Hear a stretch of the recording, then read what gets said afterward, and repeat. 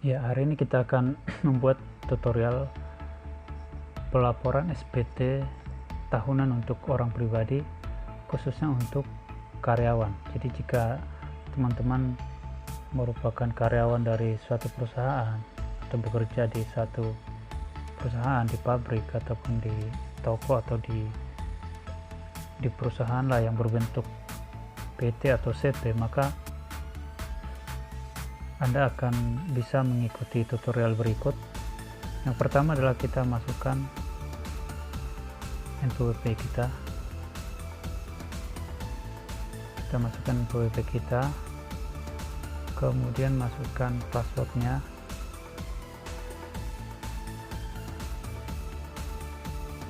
lalu masukkan captcha yang ada di sini. Lalu kita login.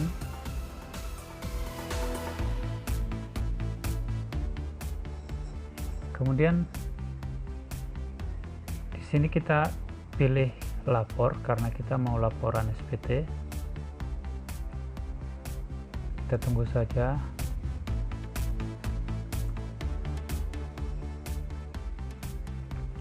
Lalu kita buka e-filing.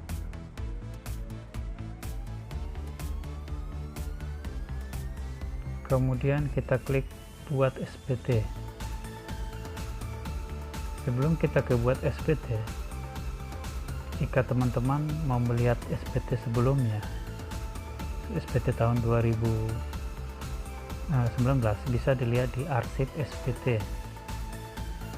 Kemudian kita klik ini pencarian, terus klik lihat SPT. Nah, kita bisa melihat di sini. Kita bisa melihat yang tahun-tahun sebelumnya. Oke, kita lanjutkan. Kita klik buat SPT. Lalu ada pertanyaan, apakah Anda menjalankan usaha atau pekerjaan bebas? Kita klik tidak. Lalu, apakah Anda seorang suami atau istri yang menjalankan kewajiban perpajakan terpisah atau pisah harta? Jika memang tidak ada pisah harta, maka kita klik tidak. Kemudian kita ke bawah, apakah penghasilan bruto yang Anda peroleh selama setahun kurang dari 60 juta rupiah? Ya, kita akan mengisi pertanyaan yang ketiga. Apakah penghasilan bruto yang Anda peroleh selama setahun kurang dari 60 juta rupiah? Ya, untuk menjawab ini, ya atau tidak, kita harus melihat bukti potong yang dikasih atau yang diberikan oleh perusahaan kepada kita. Bukti potong itu di sana sudah tertera berapa penghasilan bruto kita selama setahun. Untuk contoh ini kita akan lihat, ya ini adalah contohnya. Bukti potong yang 1721A1 untuk karyawan swasta ya. Jadi di sini gaji pensiunannya, inilah gajinya setahun 30 juta. Kemudian tunjangan tidak ada lagi tambahan. Jadi jumlah penghasilan brutonya adalah hanya 30 juta. Jadi untuk karyawan ini jumlah penghasilan brutonya adalah 30 juta. Nah, kalau bagi teman-teman jika ingin tahu jumlah penghasilan brutonya, bisa dilihat di yang angka 8 ini. Jadi kalau teman-teman membuka bukti potongnya, untuk menjawab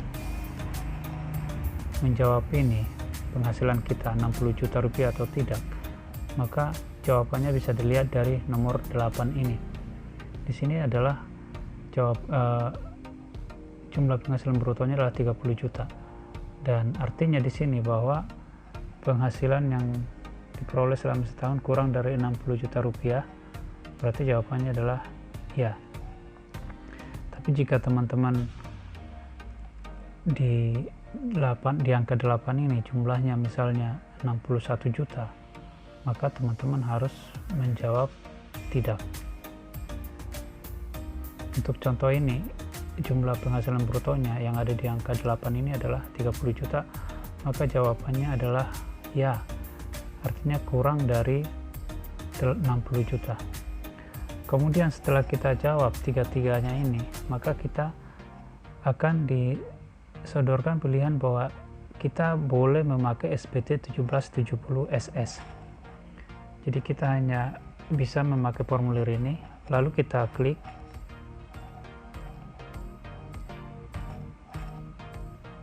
Setelah kita klik, kita akan mengisi formulirnya, data formulirnya. Yang pertama adalah tahun pajak. Tahun pajaknya adalah, jadi walaupun sekarang kita melaporkan tahun 2021, tapi yang tahun pajaknya kita pilih adalah 2000, karena laporan kita ini adalah laporan pajak atau laporan penghasilan kita selama tahun 2020. Kemudian status SPT adalah normal. Jika ini ada di sini tulisan pembetulan, itu jika misalnya kita sudah pernah mengirimkan normal, kemudian ada yang salah gajinya, maka kita lakukan pembetulan. Tapi kalau kita baru sekali mengisi untuk tahun pajak 2020, maka kita pilih normal. Kemudian setelah kita selesai mengisi data formulirnya, kita ke selanjutnya.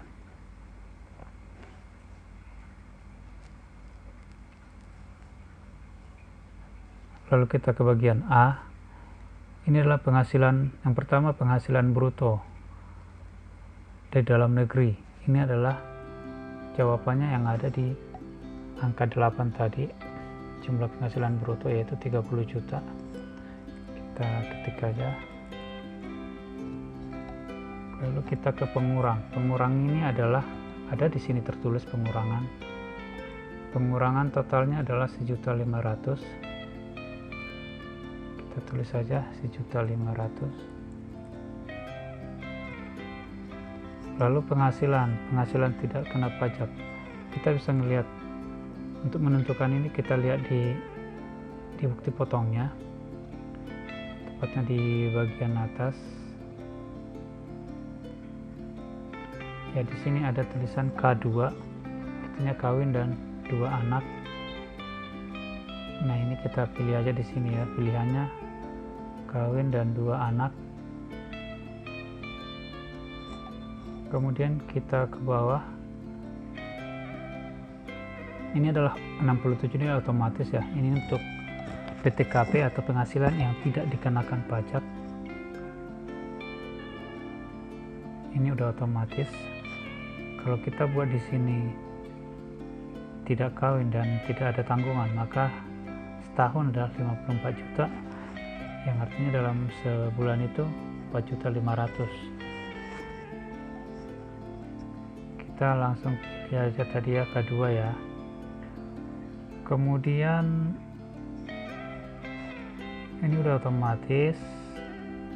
Di sini pajak terutangnya adalah nihil ya, karena pajak penghasilan terutang nihil karena tidak ada yang harus kita bayar, karena penghasilan kita masih di bawah 67.500.000.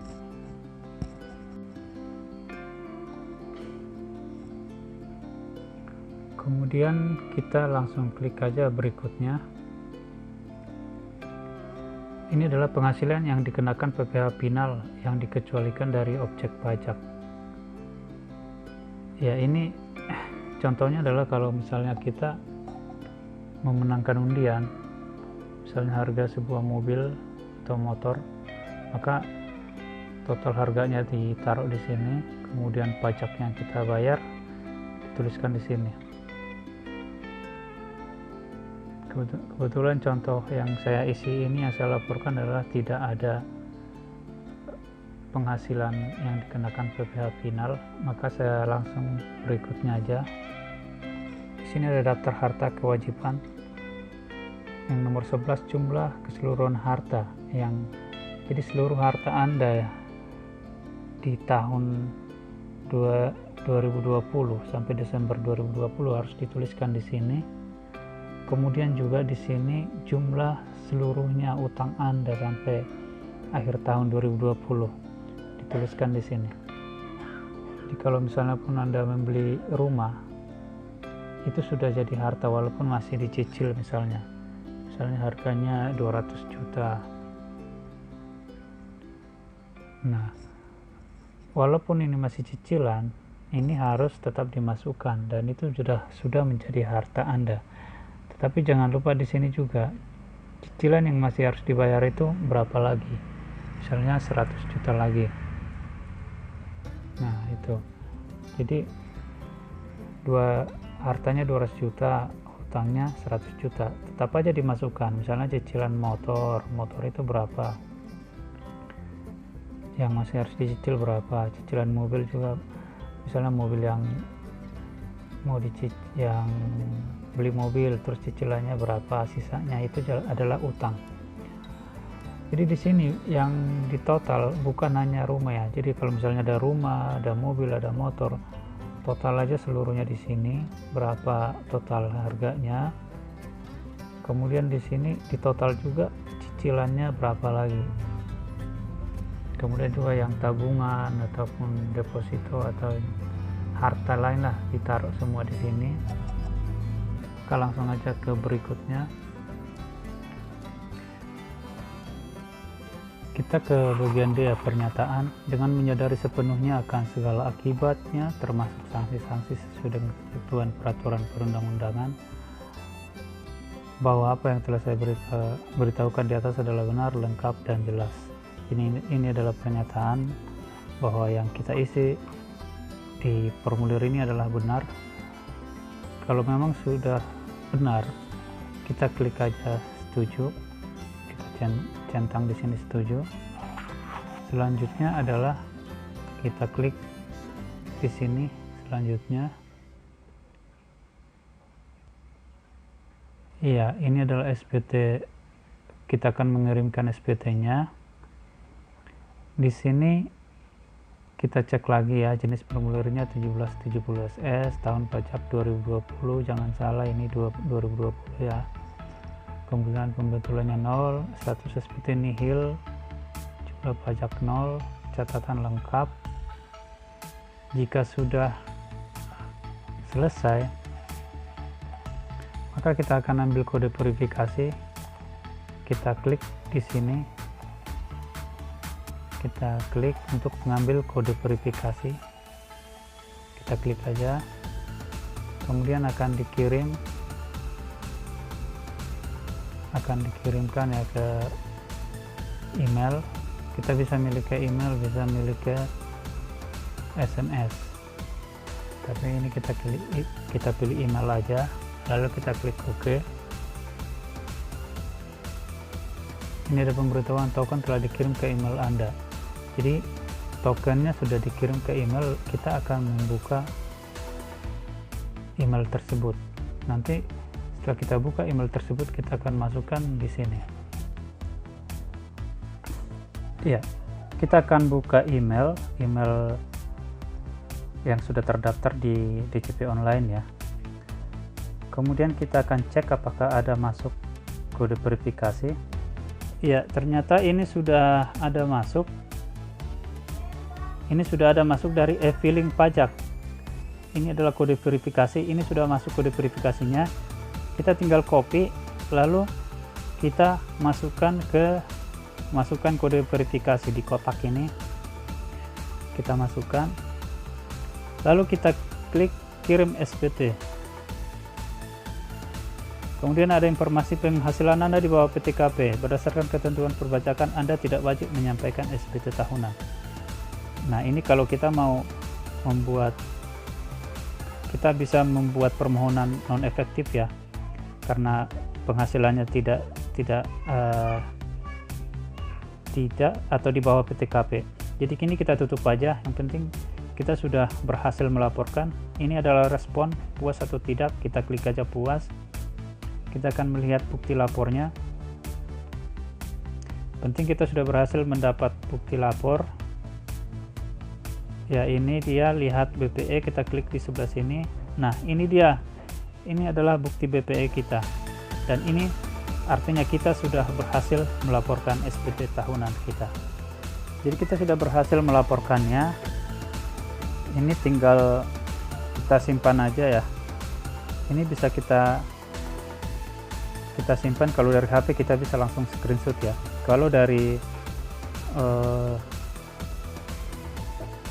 laptop ini bisa kita simpan aja bisa disimpan di Word ataupun di copy ke Word ya, bisa di copy ke Word lalu bisa di print. Itu saja caranya bagaimana pelaporan SPT PPh SPT tahunan orang pribadi khususnya karyawan. Mudah-mudahan teman-teman bisa mengikutinya, dan jika ada yang kurang paham bisa ditanyakan di kolom komentar. Terima kasih, semoga sukses dan sehat selalu.